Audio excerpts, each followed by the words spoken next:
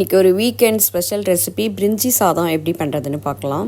இப்போ 1980s 90s இருந்த அம்மாக்கள்லாம் ஒரே ரைஸ் தான் கிளறுவாங்க. இப்போல்லாம் அந்த மாதிரி இல்லை. நமக்கு பிரியாணி, ஃப்ரைட் ரைஸ், எக்கச்சக்க வெரைட்டி வந்துடுச்சு. ஆனாலும் அந்த பழைய ஸ்டைல்லையே ப்ரெட்டெல்லாம் பொரிச்சு போட்டு ஒரு பிரிஞ்சி சாதம் எப்படி பண்ணுறதுன்னு பார்க்கலாம்.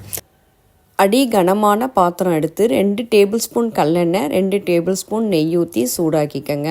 இப்போ அதோடையே 4 பிரிஞ்சி இலை, ஒரே ஒரு ஸ்டார் ரைஸ், 1 ஸ்பூன் கல்பாசி, 1 ஸ்பூன் சோம்பு, 4ஐயும் போட்டு நல்லா வாசனை வர அளவுக்கு வறுத்துக்கலாம். இப்போ 2 பச்சை மிளகா, 2 பெரிய வெங்காயம் நீட்டமாக கட் பண்ணி ஆட் பண்ணியிருக்கேன். இது கொஞ்சம் நல்லா ஃப்ரை ஆகட்டும். இந்த ஆனியன் ஃப்ரை ஆனதுக்கு அப்புறமா 2 டேபிள் ஸ்பூன் இஞ்சி பூண்டு பேஸ்ட் ஆட் பண்ணிக்கோங்க. இப்போ அதையும் நல்லா மிக்ஸ் பண்ணி விட்டுட்டு அதோடையே 1 கைப்பிடி அளவுக்கு புதினா, 1 கைப்பிடி அளவுக்கு கொத்தமல்லி, 2ஐயும் சின்னதாக சாப் பண்ணி மிக்ஸ் பண்ணிக்கோங்க. இப்போ இதோடையே ஒரு பெரிய தக்காளி சின்னதாக கட் பண்ணி ஆட் பண்ணிக்கலாம்.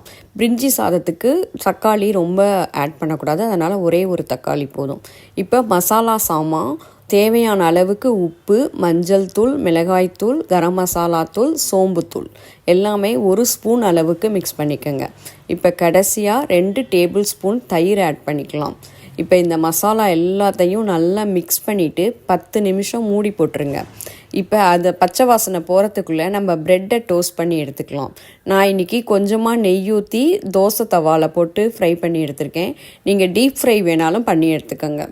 இப்போ 3 பீஸ் ப்ரெட்டு நான் 4 பேர் சாப்பிட்ற அளவுக்கு பண்ணுற பிரிஞ்சி சாதத்துக்கு போட்டிருக்கேன். இப்போ இந்த மசாலா பார்த்திங்கன்னா சூப்பராக ரெடி ஆகிடுச்சு. பச்சை வாசனை எல்லாம் போயிடுச்சு. இப்போ இதில் ஒரு 100 கிராம் அளவுக்கு மிக்ஸ்டு வெஜிடபிள், பீன்ஸு, கேரட்டு, உருளைக்கிழங்கு, பட்டாணி இந்த 4ஐயும் நம்ம மிக்ஸ் பண்ணிக்கலாம். இப்போ பாஸ்மதி ரைஸ் 20 நிமிஷம் நான் ஊற வச்சுருக்கேன். அதை இந்த மசாலாவோடு சேர்த்துக்கலாம். சேர்த்து நல்லா மிக்ஸ் பண்ணி எடுத்துக்கோங்க. ஒரு 5 நிமிஷம் அந்த மசாலாவோடு அது சேர்ந்து வரட்டும். இப்போ நான் 1.5 டம்ளர் அரிசி எடுத்திருக்கேன். அதுக்கு 3 டம்ளர் தண்ணி ஊற்றணும். நான் 2 டம்ளர் தண்ணியும் 1 டம்ளர் தேங்காய் பாலும் மிக்ஸ் பண்ணியிருக்கேன்.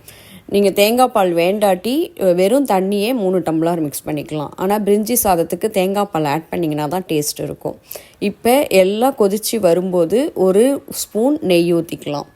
இப்போ இதோட நம்ம கட் பண்ணி வச்சுருக்கிற பிரெட்ஸ் பீசஸை ஆட் பண்ணிக்கலாம். இப்போ பார்த்தீங்கன்னா நம்ம ஊற்றின தண்ணி எல்லாத்தையும் அப்சர்வ் பண்ணிடுச்சு ரைஸ். அந்த ஸ்டேஜில் நீங்கள் ப்ரெட்டை ஆட் பண்ணிக்கோங்க.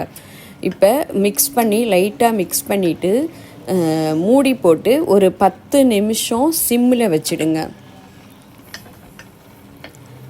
இந்த பிரெட் பீசஸை நீங்கள் இன்னும் ஒரு 10 நிமிஷம் கழிச்சு கூட போடலாம். ஆனால் மசாலாவோட அது மிக்ஸ் ஆகாது. இந்த ஸ்டேஜில் போட்டிங்கன்னா நல்லா மசாலாவோட மிக்ஸ் ஆகி சூப்பராக இருக்கும் சாப்பிடும்போது. இப்போ 10 நிமிஷம் ஆயிடுச்சு. இப்போ நம்ம இதை தம் போட்டுக்கலாம்.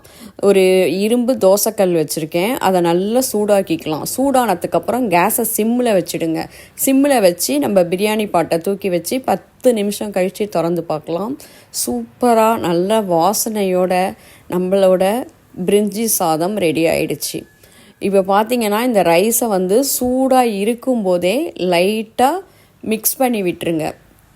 நல்லா மேலேயும் கீழேயுமா மிக்ஸ் பண்ணி விடுங்க. ரைஸ் எதுவும் உடையக்கூடாது. இப்போ நான் எடுத்து போடும்போது பார்த்தீங்கன்னா ரைஸ் எதுவுமே உடையலை.